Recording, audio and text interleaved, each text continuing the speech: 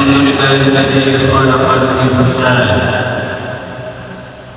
وأمره بالعبادة في كل حين.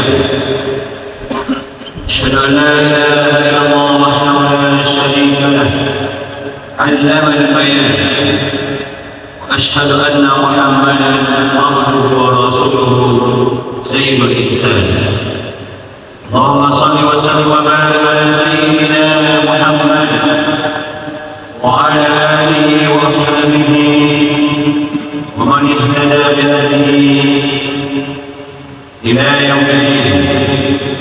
ويا إخوة المؤمنون، أوصيكم بتقوى الله وطاعته لعلكم ترحمون. قال الله سبحانه وتعالى: أعوذ بالله من الشيطان الرجيم، بسم الله الرحمن الرحيم. وما خلقت الجن والإنس إلا ليعبدون ما أريد منهم من رزق وما أريد أن يطعمون. صدق الله العظيم. Hadirin sedang yang mengajikan para tamu Allah yang dimuliakan oleh Allah Subhanahu wa Ta'ala. Pada saat yang sangat berkah ini, di hari yang paling mulia ini, di tempat yang paling dicintai oleh Allah Subhanahu wa Ta'ala, kita sengaja datang dan duduk di sini dalam rangka menghadiri kewajiban kita sebagai seorang Muslim, menjadi hamba Allah Subhanahu wa Ta'ala oleh syariat, oleh Allah dan Rasulnya. Diwajibkan bagi seorang Muslim yang mukallaf untuk datang ke masjid walaupun harus sekali seminggu, itunya di hari Jumat seperti ini. Oleh karena itu, mari kita jadikan Jumat kita kali ini Jumat yang terbaik dalam hidup kita, karena tak ada jaminan bahwa kita masih diberi oleh Allah kesempatan pada Jumat-Jumat yang akan datang. Tentunya wajib sadar bahwa sebagian kita adalah orang-orang yang telah mengisi dari malam tadi ibadah-ibadah yang memang serta zikir-zikir yang Allah khususkan untuk kita rapatkan pada hari Jumat dan malam Jumat tadi. Antaranya baca surah Al-Kahfi, berbanyak salawat, baca surah Yasin, berbanyak sedekah dan istighfar kepada Allah Subhanahu wa Ta'ala. Mudah-mudahan segala amal yang sudah kita berikan, yang sudah kita lakukan di hari-hari yang mulia seperti ini diterima oleh Allah Subhanahu wa Ta'ala. Hadirin sedang jemaah yang dimuliakan oleh Allah, izinkan khatib pada kesempatan yang sangat berbahagia ini mengajak kita semua belajar dan memahami serta menghayati sebuah hadis qudsi dari Abu Hurairah radhiyallahu taala dari Rasulullah sallallahu alaihi wasallam qala Allah taala, Allah berfirman, ya bani Adam, wahai anak Adam, wahai manusia, tafarraq li ibadati. Allah memanggil kita, ya bani Adam, wahai anak Adam, tafarraq li ibadati, luangkan waktu untuk beribadah kepadaku. Amla sadaraka minan wa asud faqara. Kalau engkau sedang meluangkan waktu untuk beribadah kepadaku, Allah menjanjikan amla sadaraka minan, akan aku penuhi hatimu dengan kaya, rasa kaya, rasa yang tidak mengemis, wa asud faqara, dan akan aku tutupi segala kebutuhanmu. Wa illa taf'al, kalau engkau tak mau melakukan itu, tak mau meluangkan waktu untuk beribadah kepadaku, malaktu yadaika syughlan, maka aku buat dirimu menjadi sibuk dengan dunia ini. Allah penuhi hati kita dengan perasaan sibuk, perasaan yang sangat sempit dengan waktu kita. Walam asud faqaraka, bersama atau sibuk itu, Allah tidak pernah mencukupi kebutuhan. Hadis riwayat Tirmizi, Imam Ibnu Majah dan Imam Ahmad. Hadirin yang dimuliakan oleh Allah Subhanahu wa taala. Hadis ini mengingatkan kita kembali bahwa tujuan utama manusia Allah ciptakan di muka bumi adalah untuk mewujudkan dirinya menjadi orang-orang yang hamba terbaik. Tentu dengan melakukan ketaatan-ketaatan, tentu dengan tunduk dan patuh kepada Allah Subhanahu wa taala, tentu dengan memperbanyak ibadah. Apakah ibadah Allah kepada Allah atau ibadah sosial yang hubungannya dengan berbuat baik kepada sesama. Inilah misi utama kenapa kita diciptakan oleh Allah. Dan ini Allah buat dalam surah Al-Zariyat ayat 56. Wa ma khalaqtul jinna wal insa illa liya'budun. Ulama tafsir sepakat bahwa dalam redaksinya ini Allah buat bahwa tujuan utama tidak ada menjadikan manusia dan jin kecuali hanya untuk beribadah kepada ma uridu minhum min rizqin wa ma uridu an yut'imun. Kami tak pernah meminta, tak pernah berkeinginan agar manusia itu memberikan rezeki kepada sesama mereka, dan kami tak pernah pula meminta agar mereka itu memberikan makan. Ini tentunya menggambarkan bahwa Allah Maha Tahu, Allah sangat khabir, Allah sangat alim, bahwa salah satu tabiat kita yang selalu kita cemaskan adalah bagaimana kita bisa hidup. Makan nggak saya? Bisa nggak saya layak hidup? Siapa yang jamin rezeki anak dan istri saya? Bagaimana anak saya hidup kalau saya tinggalkan? Ini tabiat manusia. Ini tabiat kebanyakan manusia yang sifatnya selalu berkeluh kesah. Innal insana khuliqa halu'a. Selalu berkeluh kesah, selalu cemas menghadapi masa depan, selalu habis waktunya memikirkan sesuatu yang tidak pasti di hadapannya. Makanya Allah Subhanahu wa taala berikan kita bimbingan. Allah minta kita kaitkan hidup kita ini dengan aturan-aturan Allah. Kaitkan hidup kita ini dengan keimanan-keimanan dan akidah-akidah yang telah Allah ajarkan melalui Rasulullah SAW. Salah satu contoh ayat yang berkaitan dengan akidah rezeki dalam hidup. Dalam surah Al-Taha Allah katakan, wa'mur ahlaka bis-salati wastabir 'alaiha la tas'aluka rizqa nahnu narzuquka wal 'aqibatu lit-taqwa. Perintahkan, ajarkan dan perintahkan keluargamu untuk mendirikan salat. Wastabir 'alaiha, jangan bersabar dalam berdakwah untuk salat itu. Nahnu la nas'aluka rizqa. Wahai seorang ayah, wahai seorang suami, kamu tak pernah kami minta untuk memberi rezeki kepada anak dan istrimu. Nahnu narzuquka, bahkan kamu sendiri kami yang memberi rezeki itu. Wal 'aqibatu lit-taqwa.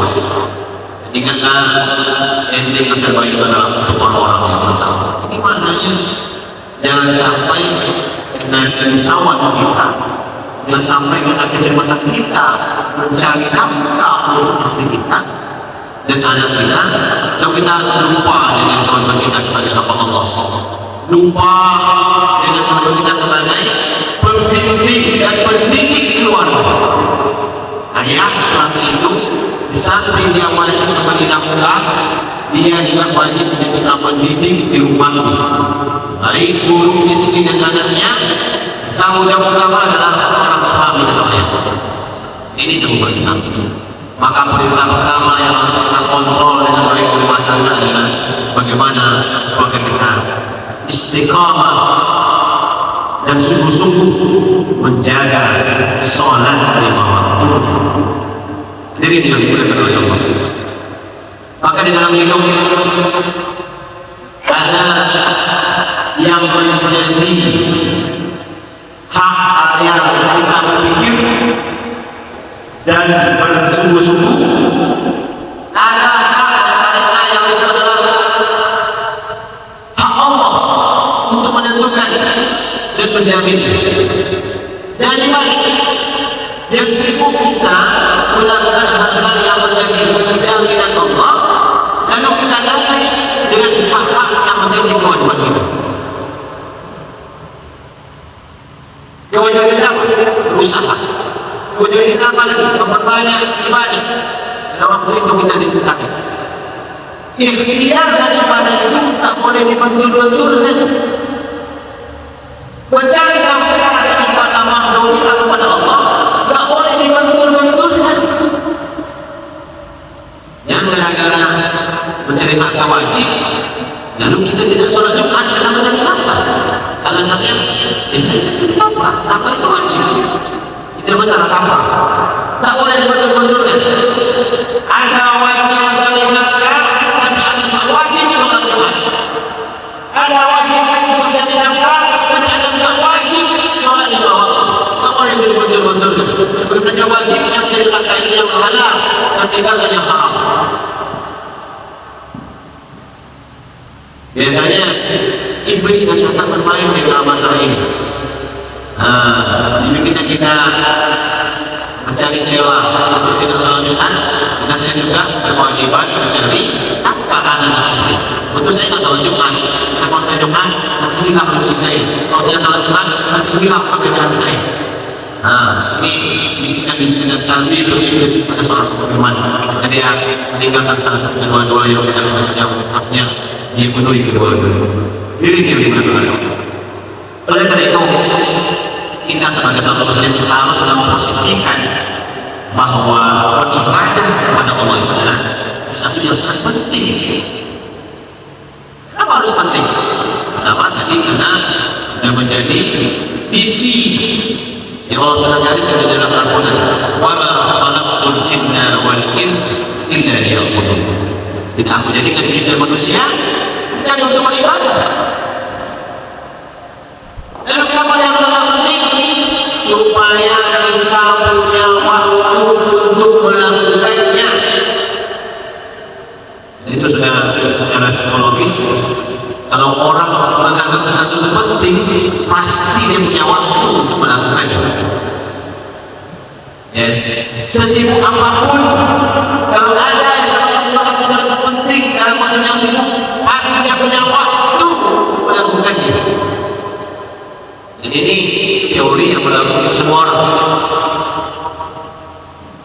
Kalau ada orang merasa tak pernah memanas mereka kita lagi, lalu dia bilang ada waktu, itu hanya basa-basi. Itu artinya cek kita tak penting lagi bagi dia. Kalau penting, pasti dia punya waktu untuk membalas. Kalau penting, dia pasti punya waktu untuk calling back, untuk menghubungi kembali. Tapi kalau dia tidak hubungi, kita harus sadari bahwa diri kita tak penting lagi di hadapan. Ya. Di masjid, salat subuh di masjid, salat berjamaah di masjid. Kalau kita tak penting, pasti kita punya waktu untuk itu. Makanya kalau orang sudah menganggap satu penting, tak bisa dihalangi. Tak ada halangan bagi dia. Dan kadang berita duka pun tak bisa menghalanginya untuk melakukan satu yang penting. Ya, berita duka pun terjadi di sekitarnya, tetangganya meninggal, tapi kalau memancing itu yang penting, dia pasti mancing keluar dari itu. Bagi mancing juga, kenapa? Penting. Tak rugi kalau tak mancing. Maka nongol dia sebentar, bisa hilang. Kenapa? Penting. Nah, jadi supaya kita rajin datang ke masjid, jadikan ibadah itu adalah penting. Supaya kita rajin berzikir, jadikan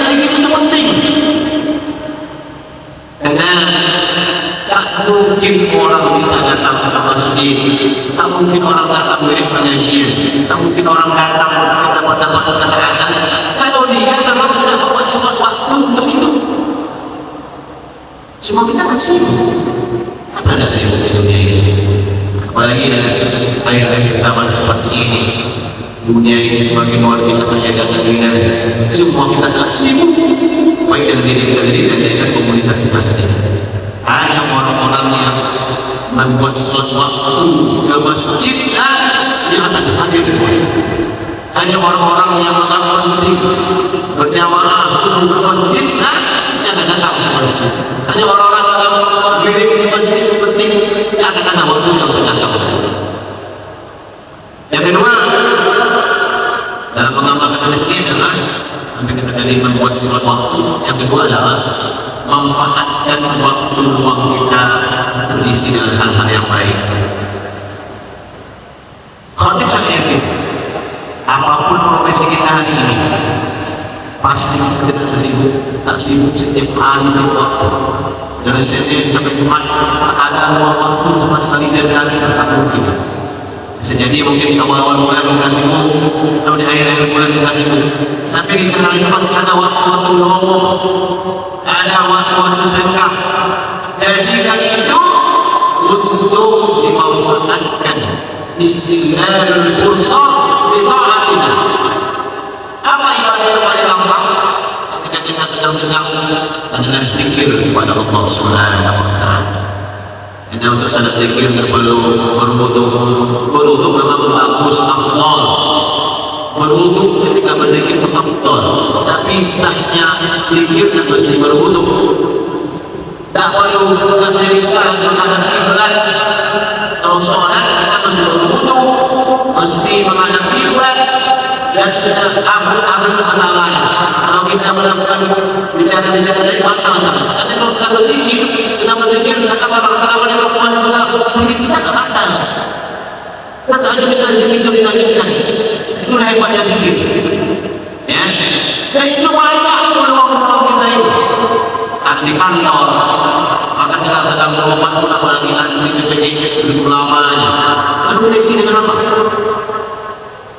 Mayoritas kita mengisi cara bercetik dia di HP itu. Apa salahnya buka HP, buka aplikasi Al-Quran, baca Al-Quran. Buka HP, download tasbih digital situ. Dihidupkan di digital, kita hitung berapa zikir kita. Bisa menunggu nama kita dipanggil. Nah, orang-orang yang cerdas pasti akan melakukan itu. Kenapa? Karena dia tahu setiap detik, setiap waktu, setiap napas diimpun dan dikeluarkan dari paru-paru kita ini adalah hidup kita. Waktu itu adalah hidup kita. Dan kita hidup untuk beribadah. Dan setiap waktu yang dipakai itu nanti akan ditanya oleh Allah apa yang kita isi dengan waktu itu. Sadari.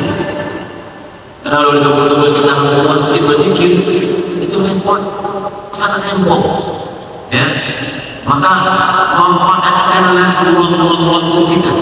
Mau menunggu malu kita menunggu SPB, kita sibuk dari pagi sampai sore. Ada waktu-waktu kita tinggal. Ya, kalau orang cerdas pasti bisa memanfaatkan waktu itu untuk berzikir kepada Allah Subhanahu wa taala. Banyak zikir-zikir yang luar biasa, ringan di lidah, tapi pahalanya besar. Contoh, subhanallah wa bihamdihi, subhanallahil azim, atau subhanallah wa bihamdihi dibaca 100 kali bisa menggugurkan dosa walaupun sebanyak itu dilakukan dalam sebuah hadis dari Rasulullah sallallahu alaihi wasallam. Ini namanya. Jadi ibadah jangan dibayangkan ibadah itu harus ke masjid terus, ibadah harus ke surau terus, ibadah itu harus berhabis terus. Tidak. Kapanpun asal ada waktu luang kita bisa berzikir kepada Allah Subhanahu wa taala, bisa melakukan selawat kepada baginda Rasulullah sallallahu alaihi wasallam. Tapi di tempat-tempat kotor, ya, di Hongkong ada sampah, itu memang kita dilarang berzikir di sana. Ada sampah, mau berzikir kita. Ada yang saraf, ada yang Al-Quran. Tapi di dalam toilet yang ada prosesnya berzikir dengan lafaz di situ hukumnya haram. Tadi mana kita berzikir di sana. Nah, berapa kali lagi kita cuma ke toilet? Banyak di tempat-tempat yang kita kita bisa berzikir. Mudah-mudahan ini bisa kita pahami dengan baik. Luangkan waktu ke masjid, luangkan waktu untuk wirid, dan manfaatkan waktu luang kita untuk diisi dengan kegiatan-kegiatan yang bernilai ibadah di sisi Allah Subhanahu wa Ta'ala. Beginilah cara kita untuk mengamalkan ayat wa ma khalaqtul jinna wal insa illa liya'budun. Dan beginilah cara kita diajarkan oleh Rasulullah mengamalkan hadis kita fardu di ibadati. Luangkan waktu untuk beribadah kepada fa'tadilu ya ulil absar la'allakum turhamun. Allahumma salli wa sallim wa zid wa arim wa tafaddal wa barik bi jalalika wa kamalika ala asrafi ibadik sayyidina wa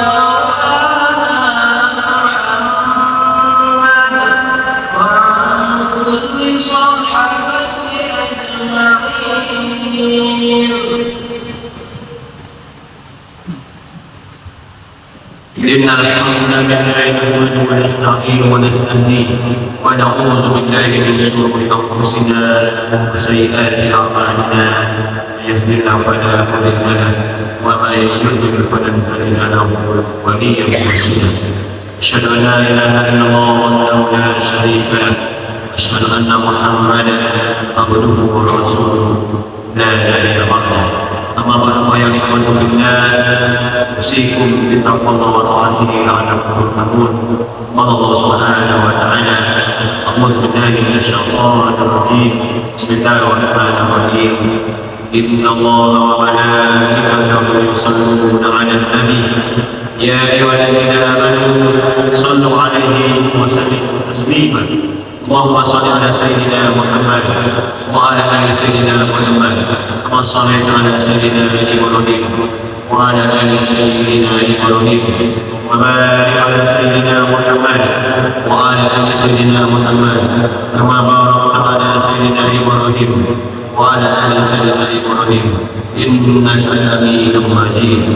اللهم اغفر للمسلمين والمسلمات والمؤمنين والمؤمنات الأحياء منهم والأموات إنك سميع قريب مجيب الدعوات يا قاضي الحجج. اللهم آت نفوسنا تقواها وزكها وأنت خير من زكاها وأنت ولي ومولاها يا رب العالمين. اللهم انصر الإسلام وأعز المسلمين. اللهم انصر الإسلام وأعز المسلمين. اللهم انصر المثقفين في فلسطين.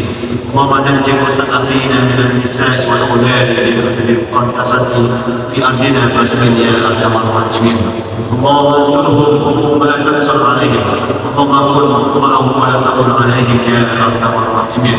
اللهم انصرهم على أعدائهم ودمرهم تدميرا. اللهم دمر أعداءهم تدميرا برحمتك يا جبار يا كريم. ربنا ظلمنا أنفسنا وإن لم تغفر لنا وترحمنا لنكونن من الخاسرين. عباد الله إن الله يأمر بالعدل والإحسان وإيتاء ذي القربى وينهى عن الفحشاء والمنكر والبغي يعظكم لعلكم تذكرون ولذكر الله أكبر. أقيموا الصلاة.